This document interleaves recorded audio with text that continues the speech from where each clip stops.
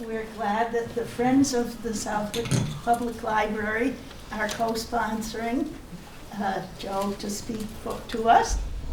I know Joe from many, many years ago when I used to go into the Springfield Library, and he was the genealogy librarian, and he would help me with my research. And now people can just sit at home and go online and get much information without ever having to go places. But in the old days, we had to go places. I call that the dark ages. The good old days. I'm sorry that we're not in the auditorium. There's a retirement party tomorrow noontime, and they wanted to set up today, so they decided that it would be all right for us to be up here, and so far we haven't got an overflow, so that's good, but so welcome. I also wanted to say that we apologize that this is during Holy Week. When we picked this date, we never looked to see that Easter was going to be in March instead of April. It's always been April, you know. But anyway, I'm glad you decided to come to us. And happy Easter to everyone. Happy Easter. The upcoming attractions, there's a pork dinner at the Congregational Church, and the program is, golly, I'm having trouble here.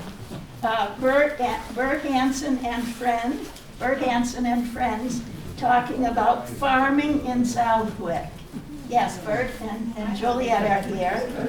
And you do need reservations for the dinner. And there's you can take a slip.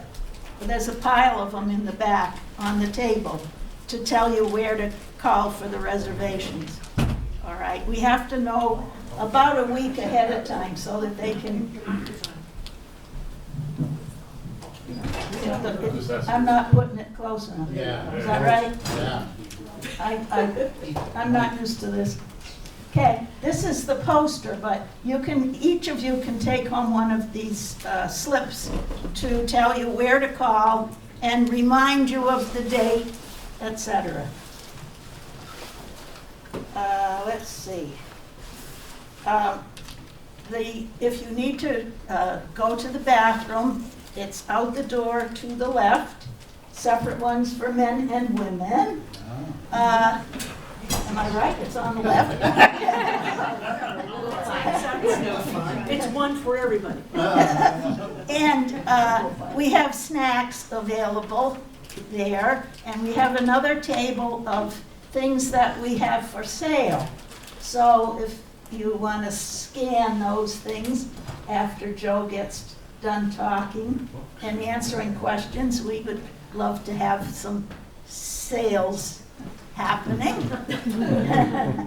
And with that, I would like to introduce our speaker, Joseph Carvalho III, and give him a warm welcome.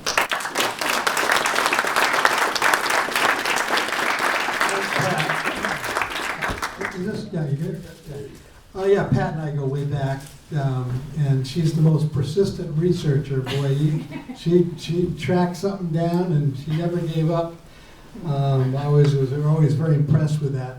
And of course, we stayed in contact over the years. And one of the things that I've tried to do in my career over at the Historical Museum, and now I work as the editor of the Heritage Book Program at the Republican. We write area books, and we try to cover areas of history that haven't been covered to great extent. So we did a big ethnic series of histories. We just came out with a book on, it highlights 1,000 women from Western Mass. A lot of women's history is not, they're sort of forgotten, or they're kind of only, if they're a witch, they're mentioned, but other than that, But this book shows how we've been very fortunate to have a lot of remarkable women, and we had that book.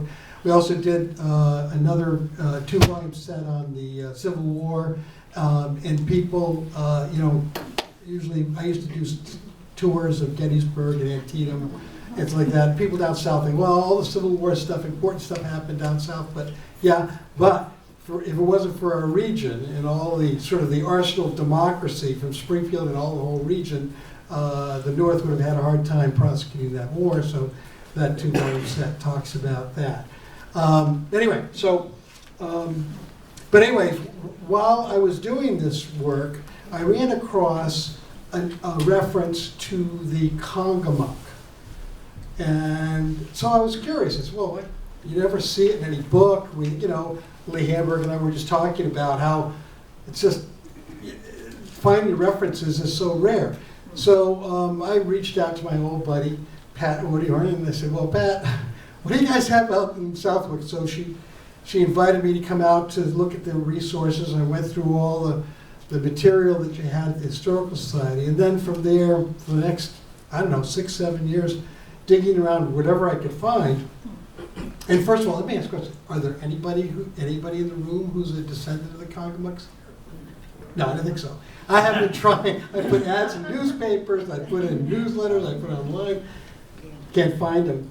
But I thought that it's such a mysterious group, and I thought that any group that has been sort of forgotten, there should be something about them. So I found every little scrap of information about them, trying to put them together in a story that I'm going to tell tonight.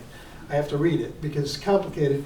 And there has to be a prologue to this, because the question is, the Congamucks, first of all, you hear of the various Algonquian tribes. You don't really hear that name. It's really a place name. It's a group of Native Americans that coalesced in a part of Southwick, which eventually became part of Southwick. But the question is why and how that happened. So I'm going to start with this. 4 major events led to the collapse of the native population of western Massachusetts in the 17th century. The arrival of European settlers, new deadly diseases, warfare, and poverty led to the destruction of the traditional social, economic, and self-governance structures of indigenous society. The first traumatic event was the arrival of European settlers and the tragic epidemiological disaster of their unintended, and allegedly in some cases, intended introduction of European diseases to the native population. Disease decimated the region's Algonquian people. Secondly, the weakened native population in the upper Connecticut Valley was unable to effectively resist the predations of the Iroquois Confederacy's easternmost tribe, the Mohawks. Mohawks, armed by Dutch weapons suppliers from Fort Orange, which is now Albany, exacted annual tribute from the Algonquian Mohicans and the Valley native clans. This led to the Agawam clan to reach out to the Massachusetts Bay Colony to obtain an English trading post on the Connecticut in an effort to replicate the relationship the Mohawks enjoyed with the Dutch along the Hudson River. The settlement, which eventually became Springfield, was begun in 1636, as you know. The conflict between the Connecticut Valley Algonquians people allied with the Algonquian Mohicans living over the Berkshire Mountain Range along the east bank of the Hudson, and the Iroquois, principally the Mohawks, came to a head in the early 1660s. The early phase of the war between the Algonquians of western Massachusetts and the Mohawks in 1661 was very successful for the Algonquians. They basically pressed the Mohawks right back to their palisaded village. However, once the Mohawks retired to the protection of their palisaded village, the offensive stalled. Siege warfare was not a strength of the native warriors of that era. Furthermore, while the leaders of the Springfield settlement refused to sell European firearms to local native warriors, the Dutch at Fort Orange had no compunction to selling as many arms as they could to the Mohawks. And by the way, a lot of these arms were arms that were old matchlocks and that they had, that were from the years of war against the Spanish, in their years of trying to throw off the yoke of Spanish domination, and a lot of those old guns ended up in the colonies. Yes, Lee? Can you describe what a matchlock is? Yeah. How did it work? Well, it actually had a live match, and when you pulled the trigger, it moved the lever up so the match then would touch the powder, which is, obviously it's raining, it's a bit of a problem. But anyway, it was enough to be terrifying. The Mohawks devastated the Algonquian warriors as they withdrew from the siege of the Mohawk Palisade, harrying them all the way back to the Hudson, over the Hudson. By the end of this war in 1662, the Mohican tribe ceased to exist as a separate entity. So this is one of the strongest strongest Algonquian tribes in New England were the Mohicans, and they were devastated. And most of the men, the warriors, were killed, and the women and children were adopted into the Mohawks to replenish their own losses and bolster their clan. The Valley Native population once again cowed into submission to the Mohawks and continued to submit to annual tribute payments. So this is a real disaster.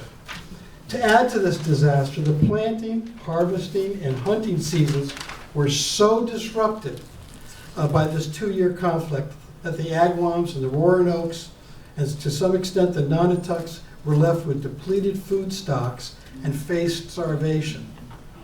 So the English settlement at Springfield supplied food to the local population, but at a cost: land. The consequent transfer of lands to the English led most of the younger Agawams to move up valley to other native villages, leaving mostly the elderly and infirm behind in Springfield.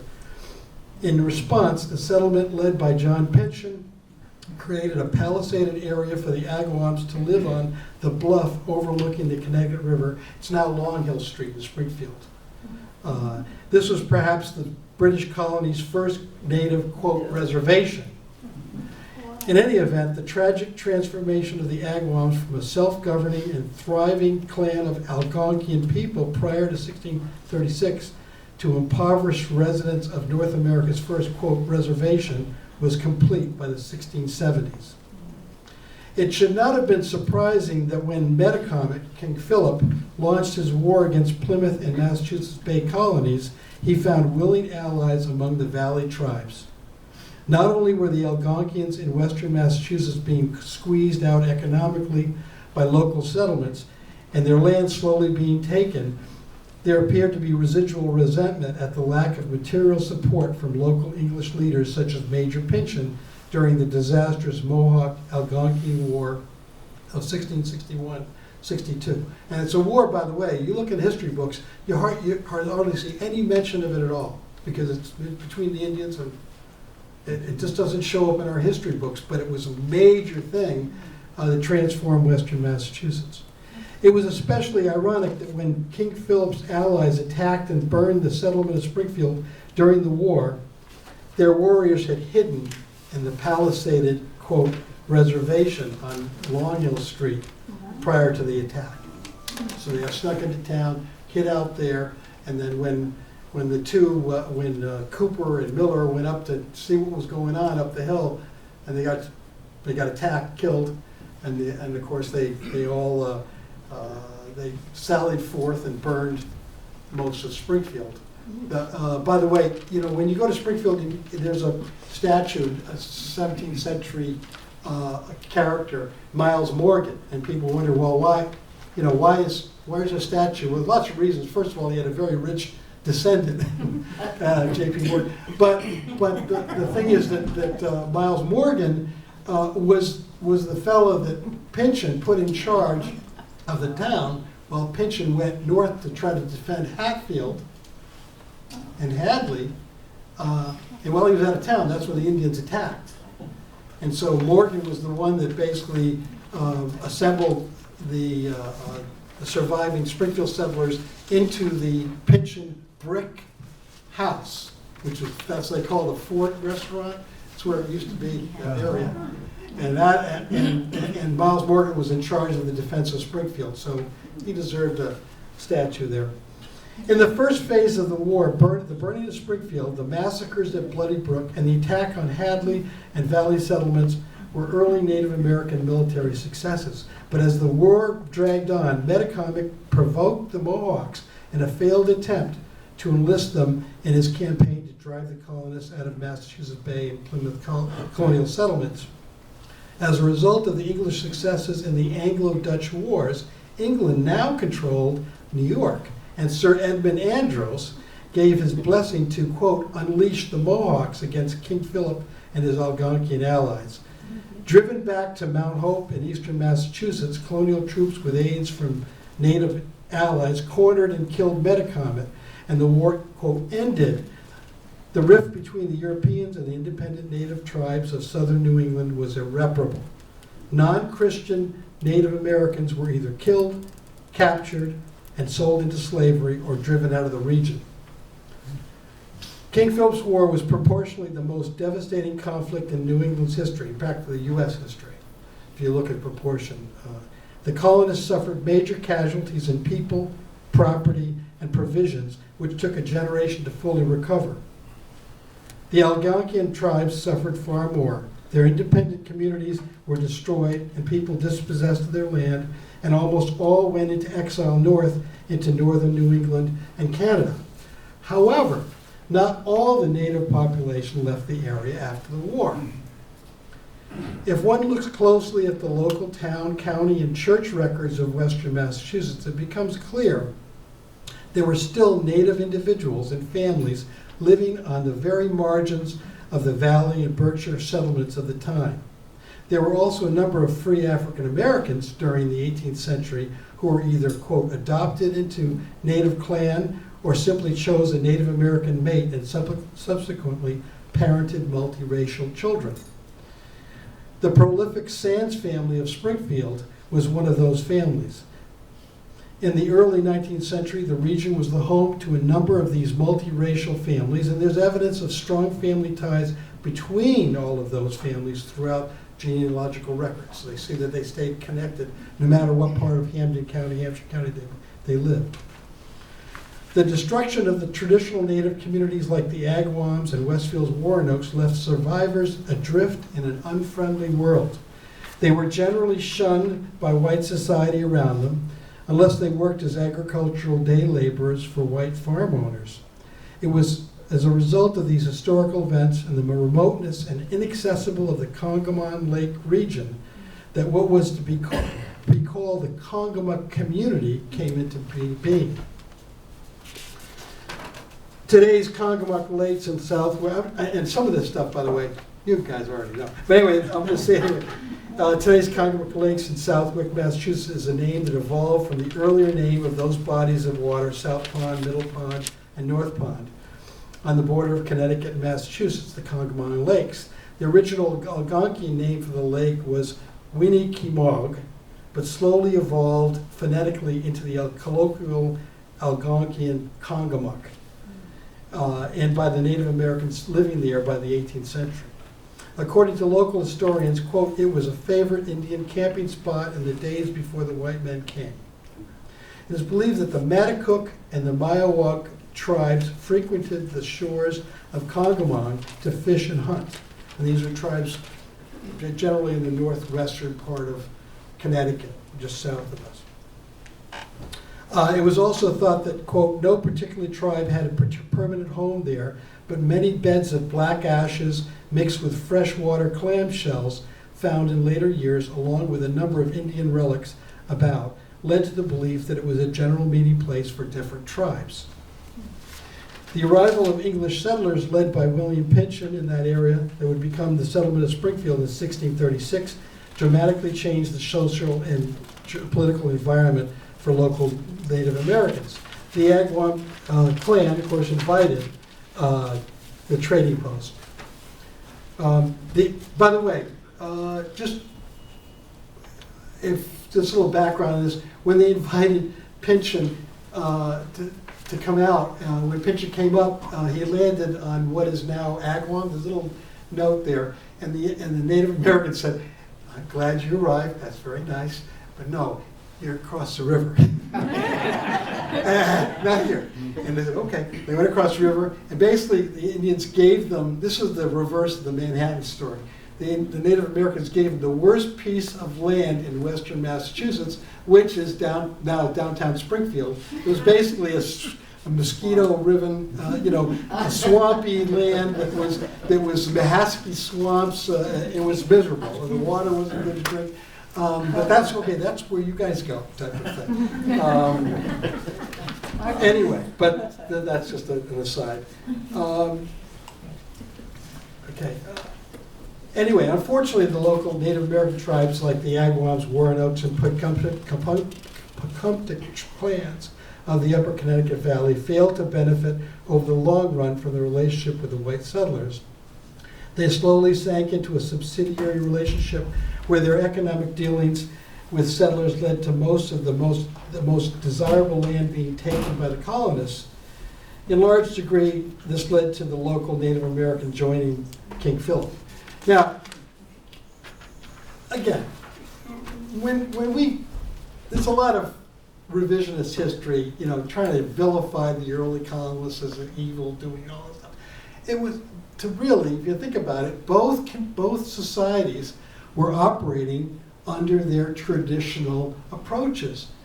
The English settlers were following land. This is one thing that they wanted to own their own space. They had a system of deeds where you actually owned a piece of land. The Native Americans didn't have that concept. It was sort of like, well, we have seasonal. We move around this region, and we have seasons here for hunting and fishing and planting. And what's this about? I mean, by the way, your very fat deer, they look great. They move so slow, it's easy to hunt them. Those are cows. Wait a minute. So this is just a cultural, there's two cultures you have to understand. Neither one were geniuses about this. They had one society just clash, and it just didn't, and the Native Americans, their system just couldn't sustain competition with a community that understood claim land and develop it and make it basically, ultimately, a very productive and also fortified and well-armed society. So anyway, but again, so it wasn't like they were babes in the woods, where the innocent Native Americans in the woods and the evil colonists. That dichotomy is ridiculous. I don't know. Historians that look at it that way are not thinking straight.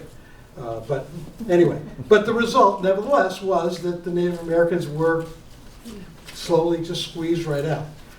And by the way, in Algonquians, when they would visit, they would literally come into a village and could come into somebody's tent and say, "Hi, how are you? Here it is." Let's welcome in. They didn't understand they couldn't just walk into a settler's cabin and do the same, sit down and eat something and say, "Oh yeah, I thought."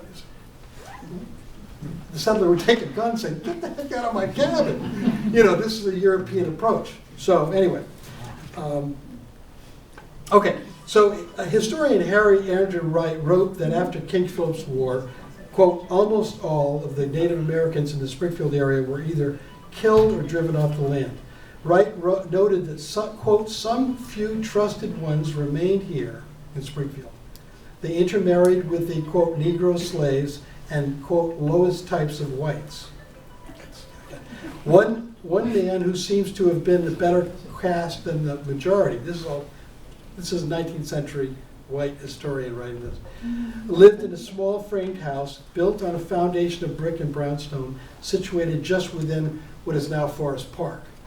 Here the last of the Agawams lived a solitary life until civilization encroached too closely on his domain when he departed to join the St. Regis Indians on their reservation in northern New York. Thus ended the dreams of the Indians at Springfield. It was the last in Springfield. Now, according to the study of the Massachusetts Historical Commission, Westfield and part of the Westfield that became Southwick suffered limited damage during King Philip's War. 3 houses were burnt by native forces during the fighting. For several years after the termination of King Philip's War, the vast majority of local colonial residents lived within a wooden palisade erected around 1677, and roughly enclosing an area 2 miles in circumference with the town's plantation colonial period primary settlement.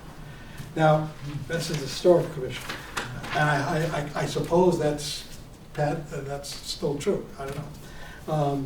They claimed that the palisade extended along East Silver Street, Cross Street, Main Street, and most likely the western edge of the Westfield River. And it said settlers situated on Westfield's periphery were provided with lots within the stockade, while the original property owners were compensated with 2 acres outside the town center. The report claimed that the area's native population abandoned Westfield during King Philip's War. It appears that this is true for Westfield proper, but I think that there were still some around Hampden Ponds, by the way, but I think they missed those. But not for the section along the Connecticut border, along the lakes, in the section of Westfield that was to become Southwick. There were no white settlers in that section for another 50 years after King Philip's War. The northeast corner of Connecticut, adjacent to southern Hampshire, later Hampden County, and Berkshire counties, were a place where refugees from slavery, King Philip's War, and colonial encroachment on native lands could seek sanctuary. In the secluded woods, a wooded area near Ragged Mountain in Barkhamsted, in a Connecticut town just south of the Congamuck area, there was once a, quote, thriving multicultural community consisting of people of African, Native, and Anglo-European heritages. According to historians of that region, this mixed-race community lived, quote, harmoniously on the fringes of mainstream society. The community traced back to around 1740 when Mary Barber, a white woman from Wethersfield, Connecticut, married James Cockham, a Narragansett from Block Island, and fled from her disapproving family to the remoteness of the forests of northwestern Connecticut to a spot along the Farmington River in what would later become the town of Barkhamsted, just south of Congamuck Lakes. Southwick's first European settler was Samuel Fowler, right? In 1734, when it was still a part of the town of Westfield in what was known as Poverty Plain. It became a separate municipal district on November 7, 1770. Southwick is the southernmost section of Old Hampshire County, and the Congamuck Lakes is the remotest part of Southwick prior to crossing the Connecticut state line. Native tribes of northern Connecticut also used the lakes for sustenance. European settlers of western Massachusetts owned African slaves as early as 1650. There's no documented evidence of enslaved Africans escaping to the Westfield Native American clans during the 17th or 18th century. But a lot of that's not documented anyway, so we don't know. But they were escaping to almost every other clan in the valley. I would imagine the Warnokes had some, because they were constantly trying to replenish their warrior ranks, frankly. If they had a male slave who came and they could adopt them into the clan, that's fine. However, this was a convenient and remote refuge, and many well have been refugee destination, if only briefly, as they sought to escape bondage in the white communities. The Massachusetts Constitution of 1780 marked the beginning of the end of slavery in Massachusetts. The ensuing freedom suits of Mumbet Freedom and Quirk Walker ended the pernicious practice in the state. And Connecticut maintained slavery a few years later, and a significant number of enslaved blacks of that state escaped north to Massachusetts, including to the Congamuck Lake region. They had a choice because they had to come north because New York still had slavery in the books till 1834. So they were going to go south to New York. Anyway, in fact, there was an instance apparently where when Massachusetts, when the law was passed, when the Constitution was passed, a number of slave owners in western Massachusetts sent their slaves down to Hartford, and Connecticut was still a slave state, and then there was supposedly a big party on a boat, on a riverboat. They put in the boat, and then they sold them south into New York. So there's a lot of that nonsense going on there. So obviously they were going to come north to Hampden County, of course, but if you're looking for a place to stay, you're going to either go to a black community or the Native Americans. And frankly, there weren't a lot of established black communities outside of Springfield in those early days. Once freed, almost all former slaves were simply left to their own devices. The younger and healthier sought work as day laborers, seasonal farm workers, or squatters, eking out a living fishing, hunting, and handcrafting items to sell, in much the same fashion as local Native Americans after King Philip's War in the 17th century. In fact, some former slaves were welcomed among the Congamucks, a mixed-race community living along the shores of Congamuck Lakes in Southwick. Other former slaves simply stayed with their former owners as day laborers until they were too old to work, and then became town charges as paupers. Historian Sandy Brewster Walker of the Urban Center of Black Studies at Vassar College wrote that, quote, often the first freedom route for black slaves led to the local Indian village. Noted African-American historian Carter Woodson noted that with respect to the Indian, there were no restrictions as to intermingling. The two races, differing little in condition, despised and rejected alike by the whites, seemed to appreciate that they had much in common. Woodson observed that, quote, their close relations led to the development of a class known as mixed breeds, commonly classified in legislation as subject to the same disabilities as those of free Negroes. At certain points, however, the Negroes and the Indians, thus interbreeding, constituted communities of considerable size in which they were socially sufficient unto themselves. It's uncomfortable to look back into our history, but that's... During the American Revolution, at least one Congamuck served in the Patriot Army. John Peters, a.k.a. Thomas Peters, a.k.a. John Thomas Peters, was born in 1763 in Southwick. And at the age of 16, he enlisted in the Continental Army on June 9, 1779, and served until 1780, when his term expired. Although living at a subsistence level, no one in the Congamuck community participated in the post-war Shays Rebellion. This community of Native Americans, former slaves, and mixed-race families made every effort to stay out of the political and social upheavals of the era. There were very few instances in the extant records of them running afoul of local authorities. They basically stayed on the margin and stayed within their community. Reflecting the mixed race quality of the 18th century Congamuck community, Timothy Richardson of Southwick, white, married a quote, colored woman, mixed race Congamuck, in Southwick circa 1784. She's unnamed in the records. They probably had a quote, Indian wedding not recorded in the town records. In the 1790 U.S. Census for Southwick, there were 5 people listed in this household, including Timothy and his wife. Listings for Indians were rare in early Westfield and Southwick records. However, there were a few individuals recorded most often in a death record, the one record that was hardest to avoid. Yeah. Listed alternately as Indian or Congamuck, Samuel Robbins died May 9, 1790 in Southwick. 2 other individuals may also have been Congamuck community. Lemuel Smith, listed as an Indian, was born in 1781 in Westfield and is listed as having died in 1866 in Westfield. And Johnson King, a blacksmith, also recorded as Indian, died in 1866 in Westfield. Despite their obvious presence in the community, neither of these men appeared in the 1855 state census or the 1860 U.S. Census for either Southwick or Westfield as Indian. The 1855 Massachusetts Census of Native Americans did not list these individuals either. In fact, the census did not record any Congamucks And it was speculation on my part that the census takers simply did not recognize the Congamucks as a Native American community. The Congamuck was a fairly remote area of southwestern Massachusetts, and Southwick set off as its own town. So even a local government influence diminished in comparison to the larger towns of Hampton and Hampshire County.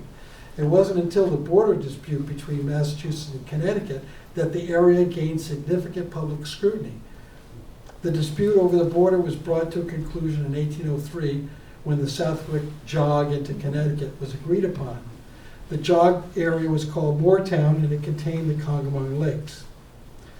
Soon after, the Congamuck Lakes received the attention of the planners of the canal system to connect southern Connecticut to the upper Connecticut River Valley.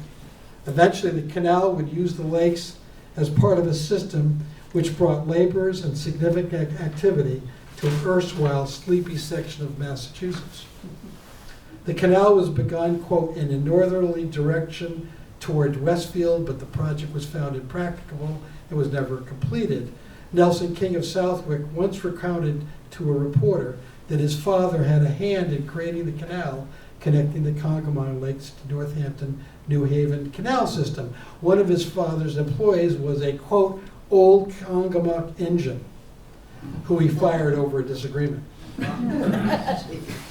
It wasn't long after the canal system was being created that the railroads began to be developed in Massachusetts. Basically, the railroads killed the canals. The tracks of the New Haven and Northampton Railroad, later becoming the Northampton Division of the New York, New Haven, and Hartford Railroad, were eventually laid skirting the lakes north and south, obviating the need for the canal system. The rails also more effectively connected Southwick and the Congamuck Lakes to the rest of the region. From the 1780s, Massachusetts became a haven for African American escaping slavery. Springfield was a favored destination for many from New York, Connecticut, and all slave states south. However, some found refuge in the Congamuck community. The early canal system that reached to Southwick and later the railroads which superseded the canals surreptitiously brought refugees from slavery to Southwick and Westfield. Even the storied, quote, Underground Railroad brought former slaves there. Historian A.L. Green wrote that, quote, two routes of the Underground Railroad system extended northward across Connecticut, one of them going through Southington and places north of it, and entering Massachusetts at Southwick and Westfield. The agents at these points were true men and brave, she writes, and the conductors making trips to and from these stations had both the wisdom and intrepidity fitting them for the hazardous business in which they were engaged. Faring through Connecticut by either of the two routes, risky business indeed, was it for the fugitives that traversed Connecticut, and hazardous for the agents of the road to do their work. Some fugitive refugees stayed with the local Congamuck community, which was becoming more African American and genetic heritage. By the late 19th century, the lakes became a place for recreation and leisure, including boating, fishing, picnics, church outings, etc.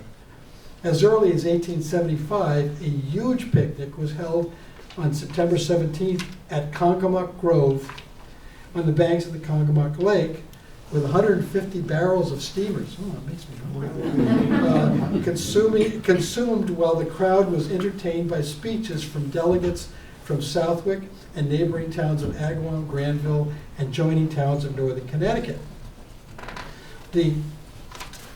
Although many different groups enjoyed picnics and outings along the lakes during those years, it is significant to note that African Americans chose that location for their summer outings as well. One early example was in August of 1880, when it was reported that the, quote, the colored brethren have another meeting at the Sanford Street Church.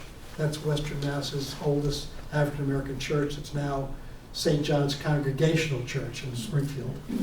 So tonight, to arrange for the Union excursion to Southwick Ponds, Congamuck Lakes, next week.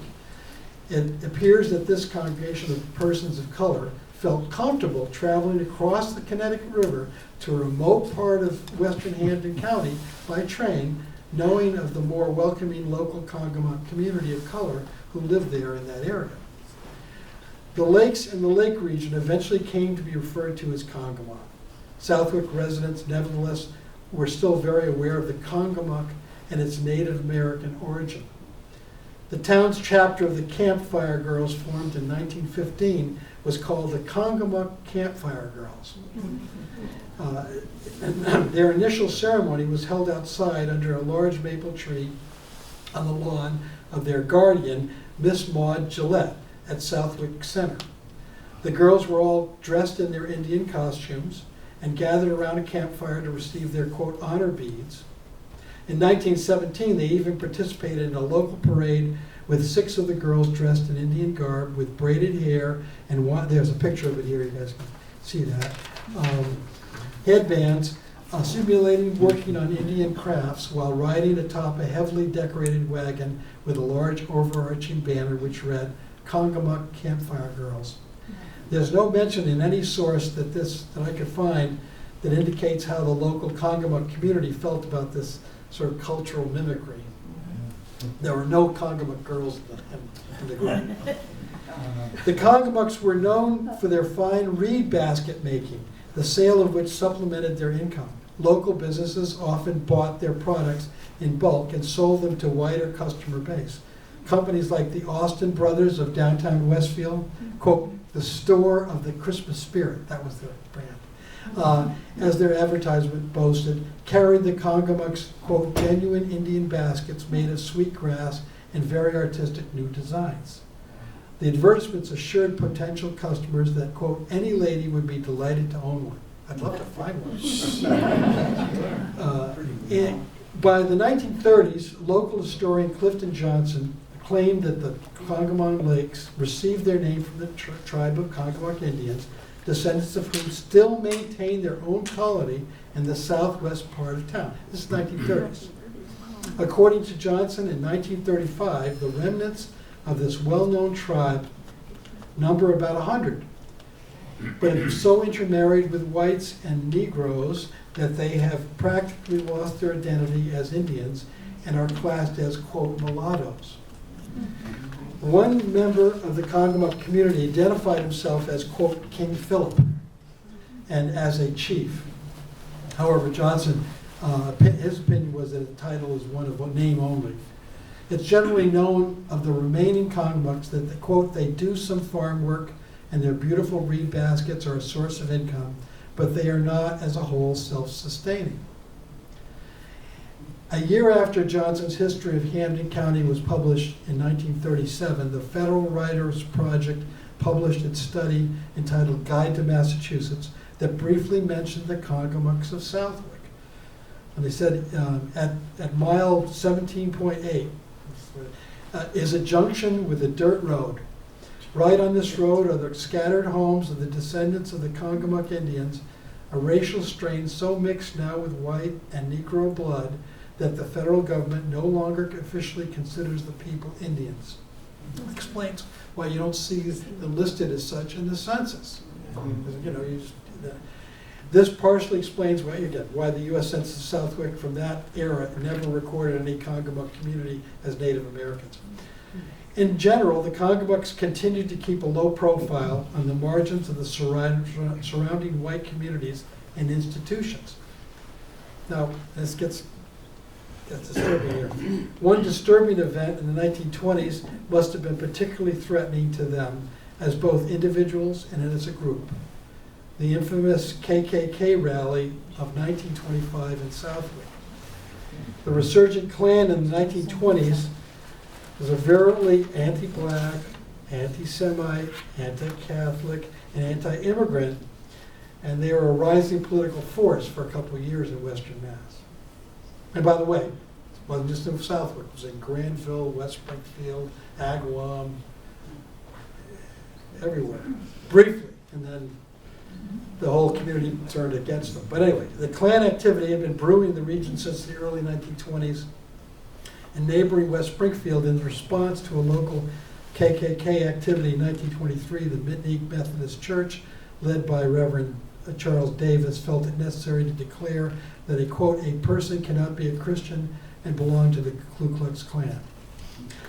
In April 15, 1923, Springfield's noted African-American minister, Reverend William DeBerry, invited Senator David Walsh, a Catholic, to speak at St. John's Congregational Church in Springfield. And he invited Walsh because of his fair and unprejudiced treatment of all races and creeds in his work in Congress. And the Catholic Walsh passionately spoke against the KKK and their antagonistic boasts against the colored race and those who hold religious beliefs other than their own. Their concerns were well-founded at the time. In January 25, the Klan left a letter threatening the mayor of Holyoke next to a burning cross. 10 days later, the Klan set a cross ablaze on the town common in neighboring West Springfield. It was only a matter of time before this spread to other communities in the area. In the first week of June in 1925, the Ku Klux Klan held a major gathering in Southwick, the largest Klan meeting ever to be held in Massachusetts. High on a hill overlooking College Highway, on June 6th, workers erected a 60-foot wooden cross as the temperatures of the week-long heat wave reached as high as 108 degrees. That night, Southwick played host to an estimated crowd of 10,000 members and supporters of the Klan. By 2 p.m. that day, the parking areas near the hillside began to fill with huge fires, and they were started for the barbecuing of over 5,000 pounds of meat to feed the attendees. It's a big barbecue. I think part of that, a lot of people showed up because of barbecue. Okay, I don't know how many. That night at 7 p.m., a large contingent of 600 hooded guards rushed to a slow-moving limousine to escort a Klan colonel to the speaker's platform, and while a band played Onward Christian Soldiers. The speeches followed. The colonel ended his speech by declaring, quote, we may have to kill somebody yet, but if we start, I can tell you we have the numbers and the qualities to do it right. Another featured speaker urged Klansmen to uphold the Constitution and chided any member, he was more conservative, uphold the Constitution and chided any members of the hooded gathering not to join whipping gangs. He went on to state that we're not against the Negro. We believe in educating the Negro and giving him a day's pay for a day's work. But the crowd kind of didn't like his speech, having sounded too moderate for the crowd's taste. He quickly added, we do believe that in white supremacy, and we are absolutely against intermarriage between whites and Negroes. Following the speech, several hundred people stepped forward to receive membership applications. At the close of the event, the gasoline-soaked, rag-covered cross was set ablaze, and the burning symbol of the KKK could be seen for miles on that sweltering night. Now, the editors of the Springfield Daily News advocated ignoring the Klan events. Quote, let the Klan have its day, let it parade and make a spectacle of itself with its silly old disguises. It apparently does not carry on its rolls memberships of the names of men who are worth bothering about. The editorial concluded by calling the Klansmen nincompoops. It is certain that Congamucks did not think the Klan silly, and most certainly they were bothered by its significant local support. The clear evidence of a disturbing number of local white populations seemingly in league or in support of the Klan's activity and political platform were clearly intimidating to a Congamuck community as well as the regional African American community. The Klan's violent hate speech toward mixed-race individuals and families put the Congamucks squarely in their crosshairs. It's not surprising that the Congamucks kept a very low profile for many years after. Decades later, in 1951, Southwick historian Maud Etta Gillette Davis wrote, quote, for many years some of these Indian descendants of the Congamucks maintained their own colony in the southern part of Southwick. The Congamucks, quote, had a reputation at one time for their beautiful reed baskets, which were a source of income, but they were not as a whole thrifty and self-sustaining. There was a chief among them who was known as King Philip. Davis noted that the remnants of this well-known tribe are very few in number now, and so intermarried with the whites and Negroes that they have practically lost their identity as such and are classed as, quote, mulattoes. Almost verbatim what local Clifton Johnson had said. So in June of 2009, the Massachusetts Department of Conservation and Recreation, the Pioneer Valley Planning Commission, and the Franklin Regional Council of Government published a Southwick reconnaissance report. And and it says, although the historical details of early European settlers were mentioned throughout the report, there's no mention of the history or the existence of the Congamuck community or its Native American or African American origins. And I recently, according to Burns Stanley Peters of the Commonwealth of Massachusetts Commission on Indian Affairs, the MCIA had, quote, no knowledge of this community and sadly no information to share. And so it's hoped that with this research that can in some way revive the memory of this long forgotten community of Western Massachusetts. And there is the end of my talk.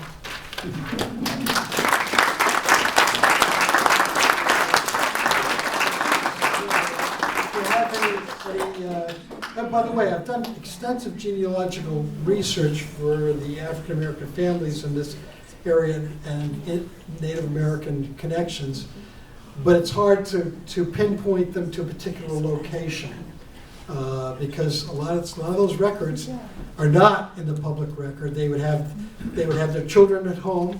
They weren't brought to some hospital like most women, and but so they're in their native village or in their black community, and some of the marriages were held in those communities and not recorded in towns, and unless in their death record, like if they died and they were found in public or in a they would be in the record, but not every death record appeared.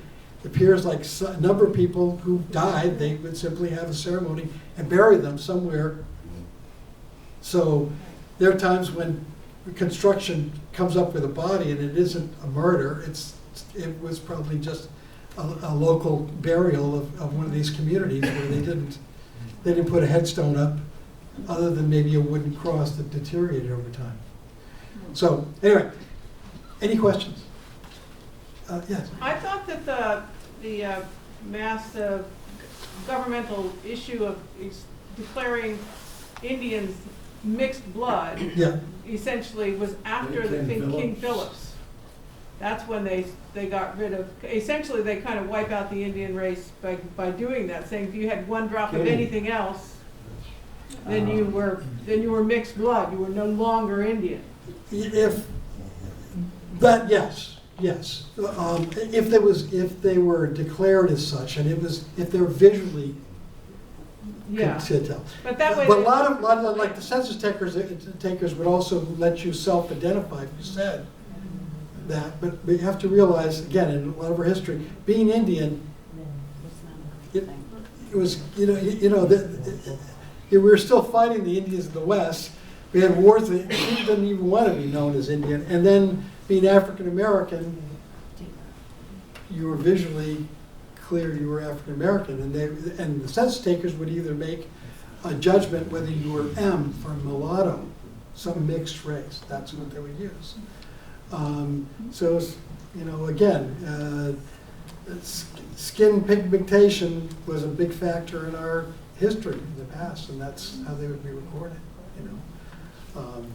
But I'm going to tell you, it's very interesting though that during the Civil War, I was trying to do research on black soldiers who served for Western Mass.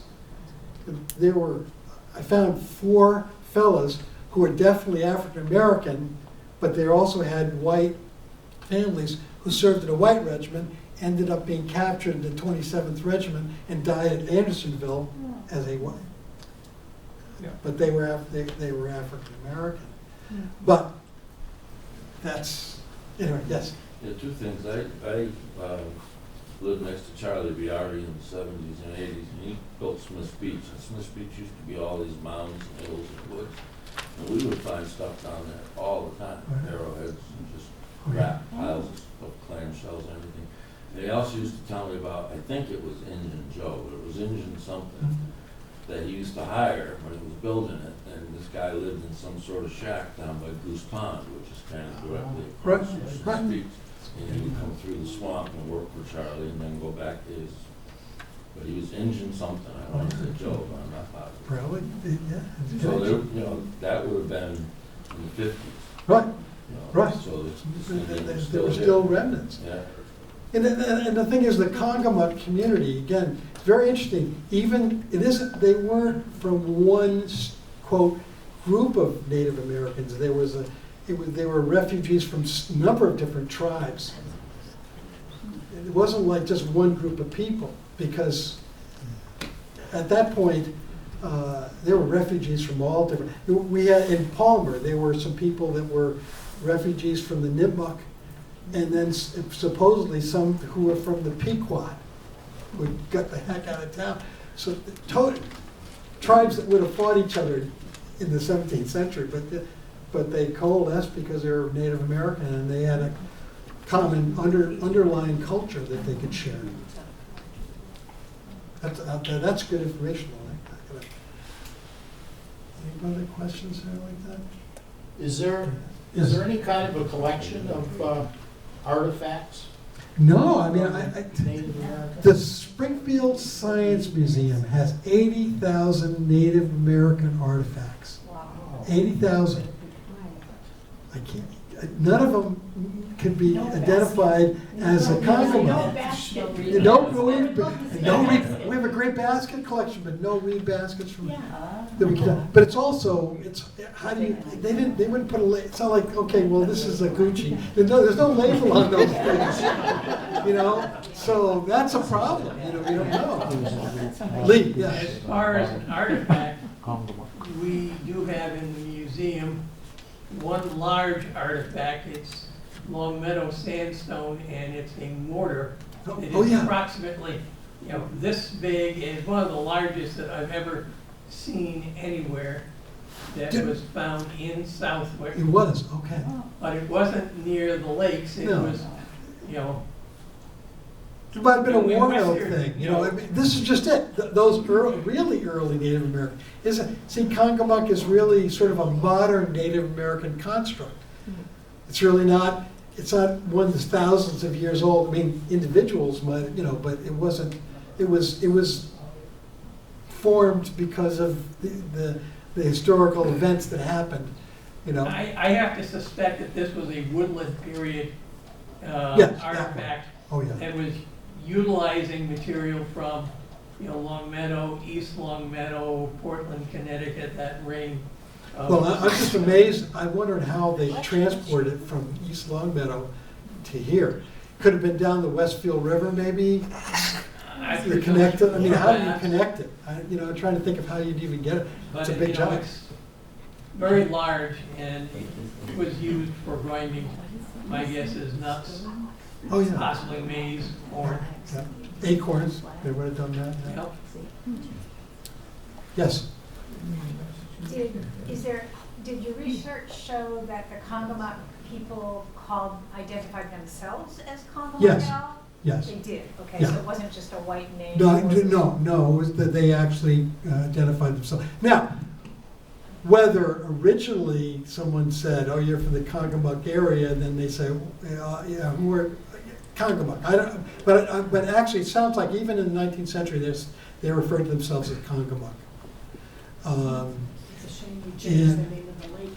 Yeah. But the thing is, and I think eventually, because of prejudice, if they could quote pass as not, they just, okay, I don't need this hassle.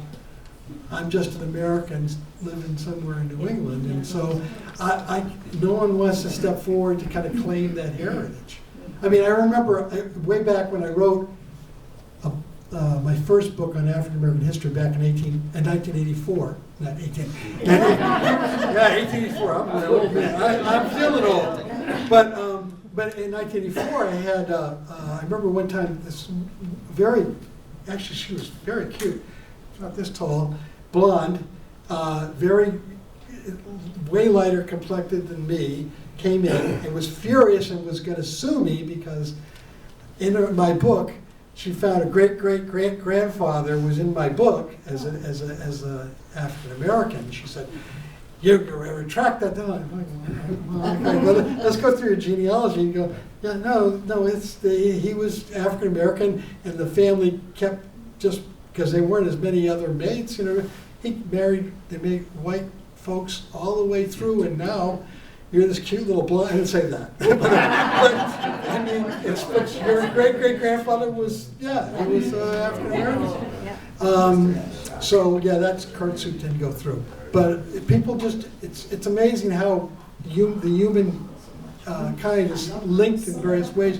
And you know, Pat, when you go back in time, you just never know. You go, oh, I didn't know I had a Norwegian ancestor, or I had, it comes up. But that's sort of. But your whole point about the census was the Native Americans were discriminated against. Right. So you didn't admit to it. You wouldn't want to admit to it. I mean, as recently as the Irish coming over. Right. The Irish would lie about, I'm not Irish, because they'd be discriminated against. Oh, right. Just about everybody. Everybody who could just say, if there's, no, I don't want, no. Yeah.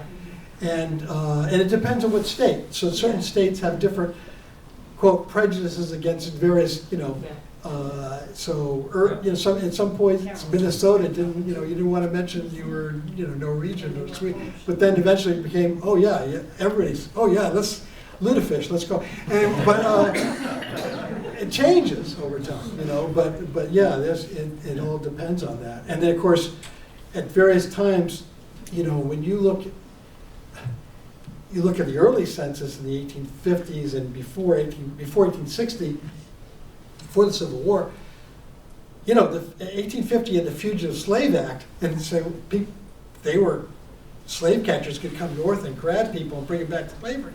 So, oh boy, now, and you would notice all of a sudden the city directory in Springfield, which used to say in brackets, COL period, colored. Once the Fugitive Slave Act happened, they stopped mentioning that because it became like a shopping guide for slave catchers. Oh, all right, here's somebody.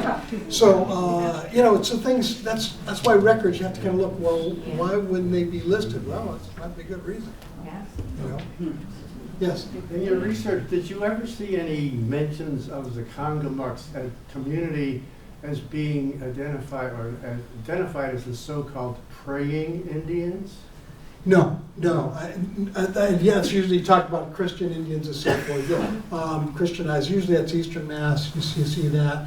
And I looked through the church records to see if maybe they came to the Christian churches in Southwick. Not really. A couple individuals not listed as Congamucks, but I think that they were connected. But they had, I'm not sure if they were pseudo-Christian or they were Native American or it was a mix, it was an individual thing. But clearly they stayed away from whites, the general white society. They just, they had their own thing, and okay. And that happens, there's little communities like that throughout the United States. Right. And in some cases they might have been an Irish group that just say, oh, that's it. When the Irish that helped build the Western Railroad, they were workers. They'd live in little camps as they went along. And sometimes there'd be a priest that would give final rites on some guy that got killed. A lot of them died, but they're not buried necessarily in the congregational cemeteries. They weren't part of that church. They weren't even in town that long. So there's all these sort of until people came blended into the society, that they were separate for that various reasons, whether it's a work thing. I know that the Western, along the railroad, they still find artifacts and stuff of the workers.